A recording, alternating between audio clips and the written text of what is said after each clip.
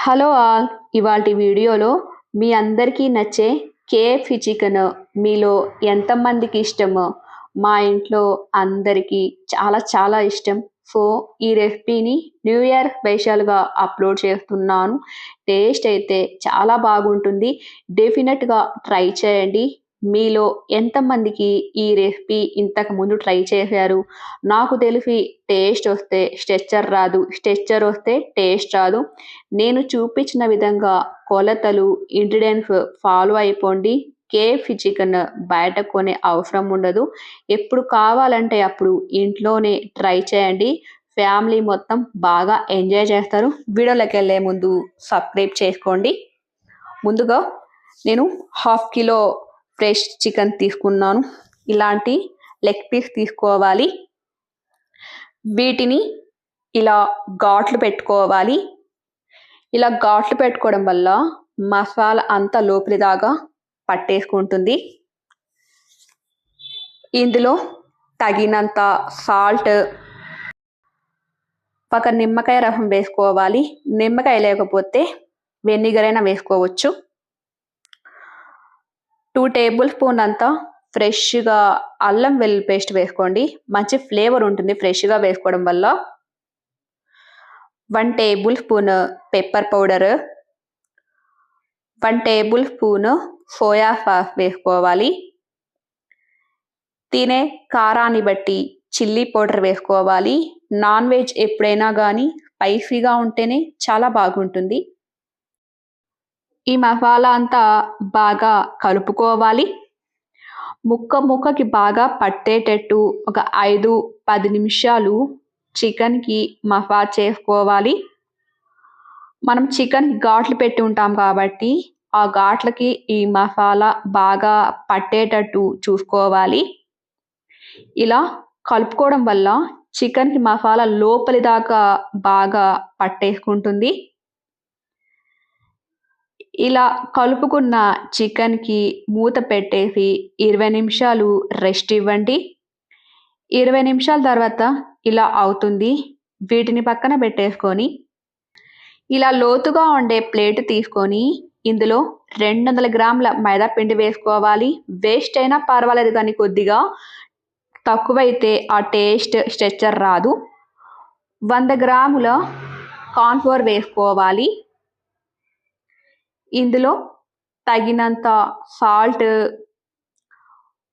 1 table spoon అంత కారం, 1 table spoon pepper powder ఇదంతా వేసుకొని బాగా కలుపుకోవాలి. అవుట్ లేయర్ కావాల్సిన ఫ్లోర్ రెడీ అయిపోయింది.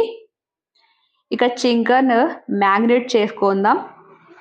ఈ చికెన్ అంతా ఈ పిండిలో బాగా ఇలా ముంచుకోవాలి. నెమ్మదిగా జాగ్రత్తగా కొద్దిసేపు పిండి అంతా నిమురుకోవాలి. ఇలా నిమురుకున్న ఈ పిండిని ఎక్స్ట్రా పిండిని దులిపేయాలి. ఈ దులిపేసిన చికెన్ ఇలా అవుతుంది. ఈ చికెన్ని ఒక గిన్నెలో బాగా చిల్లుగా ఉండే వాటర్ తీసుకొని ఇందులో ముంచుకోవాలి. ఎక్కువ సేపు పెట్టొద్దు. జస్ట్ పెట్టామా తీసామా హాఫ్ మినిట్ చాలు. మరొకసారి ఈ చికెన్‌కి కోటింగ్ ఇవ్వాలి. బాగా నిమురుకోవాలి ఈ పిండి అంతా. ఒక వాయువుకి ఎన్ని పీసులు పడతాయో అన్ని పీసులు కోట్ చేసి పెట్టుకోవాలి. అన్నీ ఒకేసారి కోట్ చేస్తే పిండి మొత్తం ఆరిపోతుంది. తడి పీల్చుకొని ఆ టెక్స్చర్ సరిగా రాదు. ఇలా డస్ట్ చేసుకున్న ఈ చికెన్‌కి 1 మినిట్ లోపే ఫ్రై చేసుకోవాలి. చూసారా లేయర్స్ ఎంత బాగా ఫామ్ అయ్యాయో. ఇక వీటిని కడాయిలో తగినంత ఆయిల్ వేసుకొని, ఎక్కువగా హీట్ చేసుకోవద్దు ఆయిల్. పైన వేగిపోయి లోపల పచ్చిగానే ఉంటాయి. నెమ్మదిగా ఆయిల్‌లో వదులుకోవాలి. ఎన్ని పడతాయో అన్ని వదులుకోండి. నాకైతే 2 పట్టాయి. వేసిన వెంటనే కదిలించొద్దు. కొద్దిసేపు వదిలేస్తే దానంతటికి అవే పైకి లేస్తాయి. ఒకవైపు వేగిన వీటిని రెండో వైపు టర్న్ చేసుకోవాలి.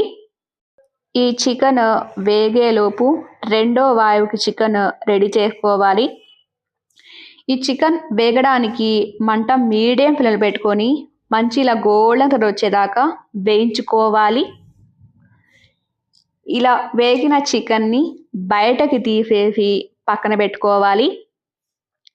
రెండో వాయువుకి రెడీ చేసుకున్న చికెన్ కోట్ చేసుకొని ఆయిల్ వేసుకొని ఫ్రై చేసుకోవడమే అంతే. చూడండి టెక్స్చర్ అనేది ఎంత పర్ఫెక్ట్‌గా వచ్చిందో, టేస్ట్ కూడా ఎగ్జాక్ట్ కేఎఫ్‌సి టేస్టే వస్తుంది. ఇలా అన్ని పీసెస్‌ని ఫ్రై చేసుకొని పక్కకు తీసుకొని సర్వ్ చేసుకోవడమే వేడి వేడిగా. Super taste delicious KFC chicken ఇంట్లోనే చేసుకోవచ్చు. టేస్ట్ ఎలా ఉందో మీరు కూడా ట్రై చేసి చెప్పండి. చాలా చాలా బాగుంటుంది. ఈ న్యూ ఇయర్‌కి మీరందరూ ఇలా ట్రై చేయండి. ఎంజాయ్ చేయండి. సబ్స్క్రైబ్ చేయండి, లైక్ ఇవ్వండి, అవసరం ఉన్న వాళ్ళకి షేర్ చేయండి. Thanks for watching.